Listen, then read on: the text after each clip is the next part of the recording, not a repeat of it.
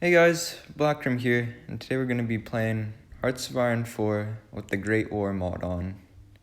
Unfortunately for this video, I lost the background sound files, so it's just going to be me talking through a lot of this stuff in this video. So as Germany, we start off with a bunch of political power, and that means here we can hire some advisors. We'll get one that increases our political power gain, and we'll get an advisor for industry as well, so we could speed that up. On the screen we have the national focus tree. There's different categories in which, say, if you wanted to increase your industrial output, you would choose an industrial focus for that. There's also focuses with other nations involved, and getting them in your alliance as well. I'm not really going to get into the technologies, because that takes up way too much time explaining for the video, so I'll just go on without them. I will go over the land doctrine here, and there's two paths to this. There's offensive and defensive. We're going to go offensive because we're going to go after Russia, and our plan is to encircle as many armies as we can. Now we're going to set up our army.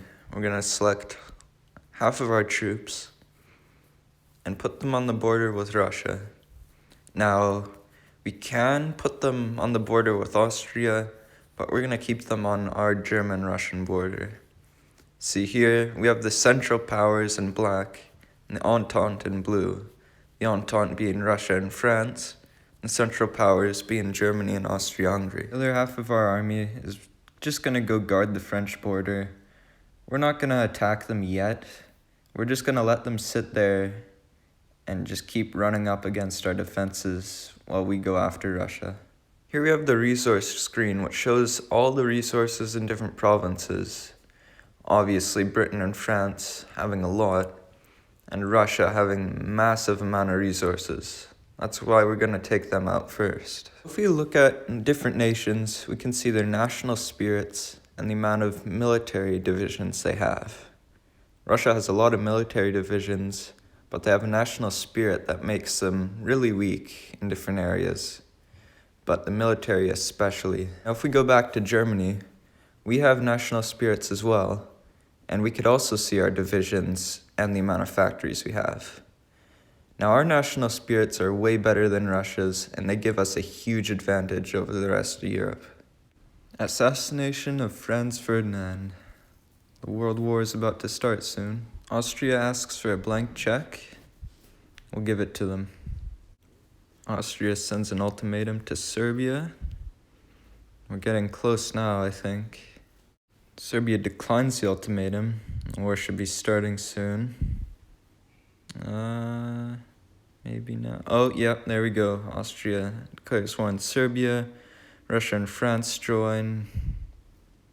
We're gonna go with the middle plan, because that'll suit us best the most. And we'll declare war against Russia and France with this event. And let's do it. We're at war with Russia and France. We're gonna move our air force into position, into Poland. Put it on offense. We'll add these extra fighters and bombers as well. And I think we're ready to begin our attack now. As I said earlier, we're only going to keep our troops on the German-Russian border. We'll let Austria deal with theirs, but the main reason I wanted to keep all our troops on our border with Russia is so we could conquer them easier and encircle them in Poland. That'll take out a large part of their army, and then it'll be way easier to deal with them after that. We've almost broken through the line. There we go. Let's try and surround Warsaw quickly. Try and cut off the Russians inside western Poland. As for the replayability, there's lots. Not just in this mod, but many of the mods. You can play as different major countries in the same mod and have just as much fun.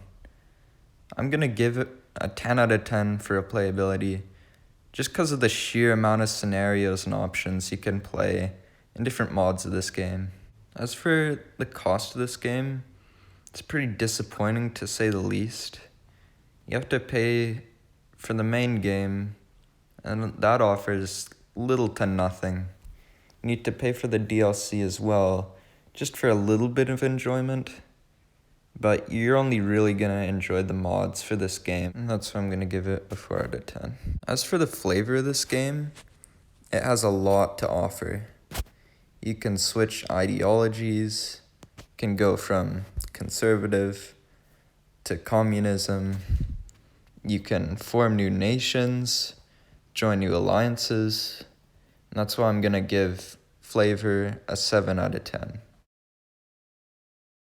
Right now, we get to see how our offense doctrine looks as we encircled part of the Russian army in this pocket. The thing is the attention to detail. You can see the death count here for our side and the Entente. It's just a small little detail that makes the game so much better. We've made a lot of success with our offensive doctrine here. We've even pushed into Finland as well. Fortunately, we're gonna have to bail out here because we need those troops down in the center of the front to attack Russia. Another factor is the time that it takes to play this game. You need to have a lot of time on your hands if you want to complete a game. You can save it, but it still takes a long time to get where you want to be in the game regardless. At this point of the game, the fall of Russia was inevitable. I successfully linked up with Austria and Turkey as well.